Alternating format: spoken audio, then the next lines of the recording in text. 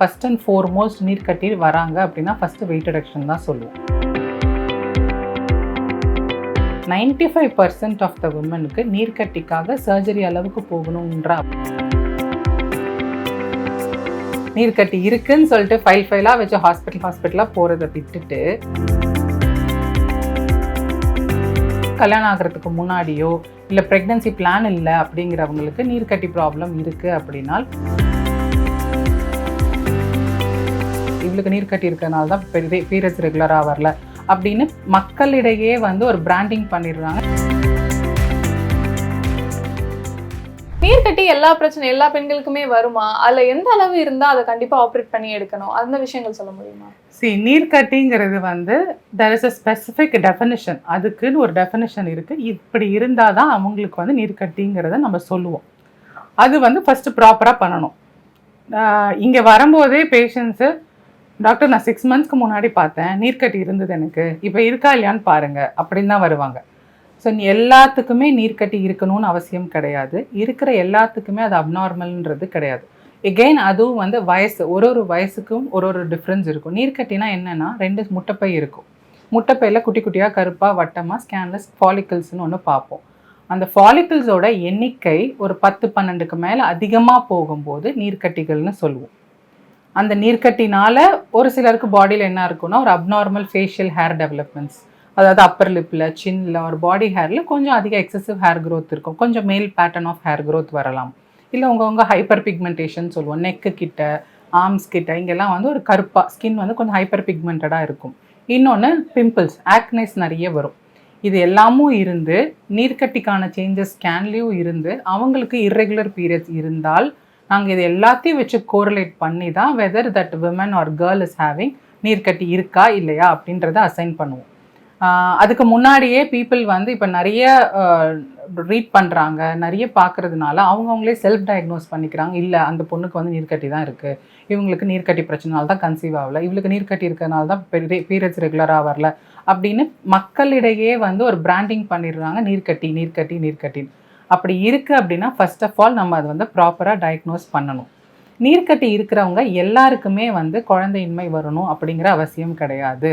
நீர்க்கட்டி இருந்து ரெகுலராக பீரியட்ஸ் வருது அப்படின்னால் அவங்களுக்கு முட்டை வளர்ச்சி கரெக்டாக இருக்குதுன்னு அர்த்தம். அப்போ முட்டை வளர்ச்சி வளர்ந்து முட்டை ரிலீஸ் ஆகுதுன்னா கன்செப்ஷன் சான்சஸில் ப்ராப்ளம் இருக்கக்கூடாது.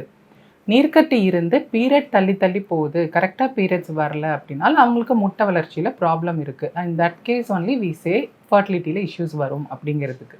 பட் அதை தவிர்த்து கல்யாணம் ஆகிறதுக்கு முன்னாடியோ இல்லை ப்ரெக்னன்சி பிளான் இல்லை அப்படிங்கிறவங்களுக்கு நீர்க்கட்டி ப்ராப்ளம் இருக்குது அப்படின்னால் ஃபஸ்ட்டு நாங்கள் ட்ரை பண்ணுறது ஃபஸ்ட் அண்ட் ஃபோர்மோஸ்ட் நீர்க்கட்டி வராங்க அப்படின்னா ஃபஸ்ட்டு வெயிட் ரிடக்ஷன் தான் சொல்லுவோம். நான் அந்த பாடி மாஸ் இண்டெக்ஸ் BMIன்னு சொன்னேன்னா அது கரெக்டாக இருக்கான்னு பார்ப்போம். அடுத்தது சடன் வெயிட் கெயின். இந்த ஒரு கொஞ்சம் குறுகிய காலத்தில் நிறைய வெயிட் கெயின் ஆகிட்டிங்கன்னா அந்த ஏறின வெயிட்டை குறைச்சிருங்க. இல்லை ஃபஸ்ட்டு கொஸ்டின் நான் பேஷண்ட்ஸ் கிட்ட கேட்குறது, எப்போலேருந்து உங்களுக்கு இர்ரெகுலர் பீரியட்ஸ் ஆச்சு? இல்லை டாக்டர் எனக்கு நான் காலேஜ் படித்தேன், லாஸ்ட் 1 year தான் அப்படி இருக்குன்னா அந்த 1 yearக்கு முன்னாடி நீங்கள் எவ்வளோ வெயிட் இருந்தீங்க?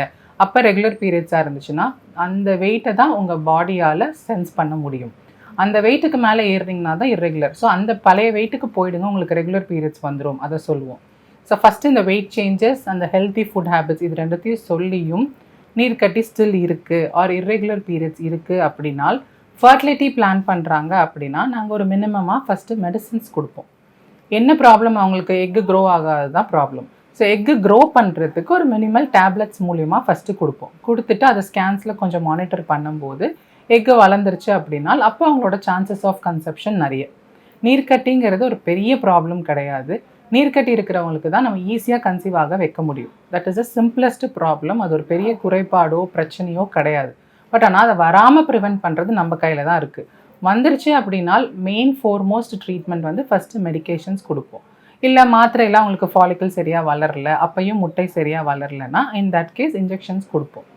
அதுக்கும் முன்னாடி நீர்க்கட்டினாலே நம்ம சர்ஜரி பண்ணணும், நீர்க்கட்டி எடுக்கணும், இதெல்லாம் நிறைய பண்ணிகிட்டு இருந்தோம். பட் இப்போ நமக்கு மெடிசன்ஸ் நமக்கு அவைலபிலிட்டிஸ் கொஞ்சம் நிறைய இருக்கிறதுனால 95% ஆஃப் த உமனுக்கு நீர்க்கட்டிக்காக சர்ஜரி அளவுக்கு போகணுன்ற அவசியம் வர்றது கிடையாது. Okay ma'am. இப்போ அந்த நீர்க்கட்டி இருக்கிறதுனாலே அது PCOSன்ற மாதிரி சொல்கிறாங்க. இது ஃபுல் ஃபார்மே தெரியலனாலும் எனக்கு ஒரு 2 மாதம் பீரியட்ஸ் வரலனாலும் எனக்கு PCOD இருக்கும்னு நினைக்கிறேன். இல்லை PCOD தான் அவங்களே கன்ஃபார்ம் பண்ணிக்கிறாங்க. இந்த மாதிரி பேஷண்ட்ஸ் யாராவது பார்த்துருக்கீங்களா? ஃபர்ஸ்ட் பிசிஓடினா என்ன மேம்? பாலிசிஸ்டிக் ஓவரி அப்படின்னு ஒன்று இருக்குது, பாலிசிஸ்டிக் ஓவரி சிண்ட்ரோம்னு ஒன்று இருக்குது. பாலிசிஸ்டிக் ஓவரினா ஸ்கேன் பண்ணுவோம், ஸ்கேனில் வந்து அதாவது அந்த ஃபாலிக்கல்ஸ், இது வந்து நீர் கட்டின்னு சொல்ல மாட்டோம். ஃபாலிக்கல்ஸுங்கிறது நேச்சுரலாக எல்லாரோட முட்டைப்பையிலும் இருக்கிறது. அதோட எண்ணிக்கை அதிகமாக போகும்போது ஒரு 10 to 12 ஃபாலிக்கல்ஸ்க்கு மேலே போனால் தான் அது பாலிசிஸ்டிக் ஓவரி அப்படின்னு நம்ம சொல்கிறோம். ஸோ அந்த சிஸ்ட் எல்லாத்தையும் ரிமூவ் பண்ணலாம் நம்மளால முடியாது. அது ஒரு நார்மல் ஃபாலிக்கல், அது நம்ம முட்டைப்பைக்கு தேவையான ஒரு விஷயம்.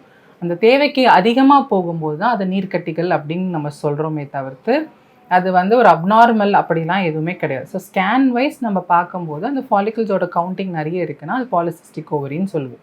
அது இன்சிடென்டல் ஃபைண்டிங். இப்போ திடீர்னு ஏதாவது இப்போல்லாம் நிறைய மாஸ்டர் செக்அப்லாம் பண்ணுறாங்க இல்லையா, அப்போ போகும்போது ஒரு அல்ட்ராசவுண்ட் எடுக்கிறாங்க அப்படின்னா அதில் பார்க்கும்போது இந்த மாதிரி ஃபாலிக்கல்ஸ் கவுண்ட் நிறைய இருக்குன்னா உடனே ரிப்போர்ட் பைலேட்ரல் பாலிசிஸ்டிக் ஓவரி அப்படின்னு கொடுப்போம்.